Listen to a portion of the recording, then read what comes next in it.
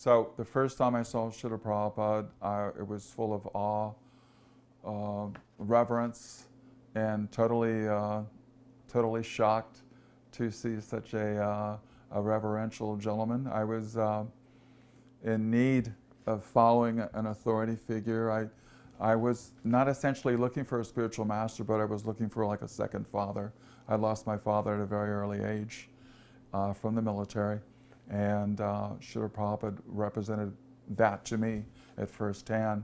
I had no incentive to to get involved with spiritual life, but by the urgings of my dear God brother and associating with devotees, I later developed that enthusiasm in Krishna consciousness. I left the movement in around March 1978. I became very disillusioned and I was very unhappy. My offenses, it was my responsibility to stay in association of devotees, and I chose not to.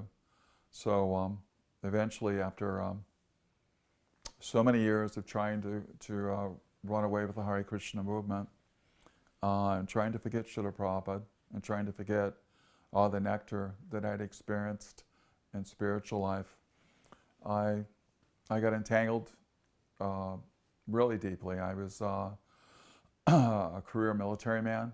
I did really well in the United States Navy, achieved a high rank, and my professional career was skyrocketing. There was no limit. My personal life was completely imploding. I was at rock bottom. I was at the bottom of the barrel. I was going through a very, very miserable divorce.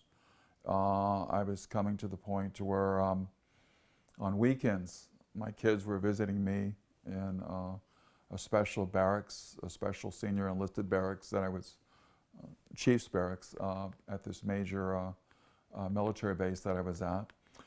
Basically, I had hit rock bottom. I was very depressed. I was seeking out counseling and guidance.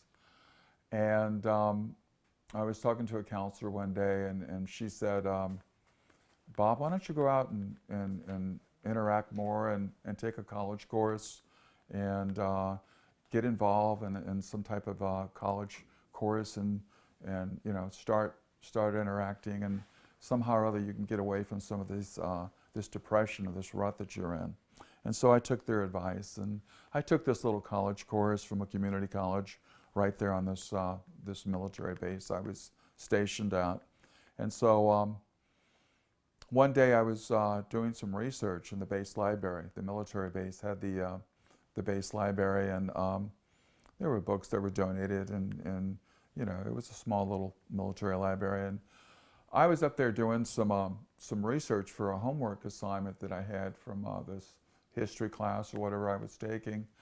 And I was doing the Dewey Decimal System, and for some reason I was in the P's, and I was looking on this bookshelf, and I remember I saw the name Prabhupada on a book, and it caught my attention, and I grabbed the first book that I saw that said Prabhupada on it, and I brought it down, and it happened to be The Teachings of Queen Kunti. And I said to myself, it might have been even out loud in the library, I know this book. And, you know, people looking around like, what's this guy talking about? And there was the Nectar of Devotion up there, and then there was a Bhagavad-gita. These books had obviously been distributed, and the Marines came in there and said, hey, we're going to donate this to the library. So I think that day, instead of doing my homework, I took back a Bhagavad-gita, definitely the Teachings of Queen Kunti, and the Nectar of Devotion.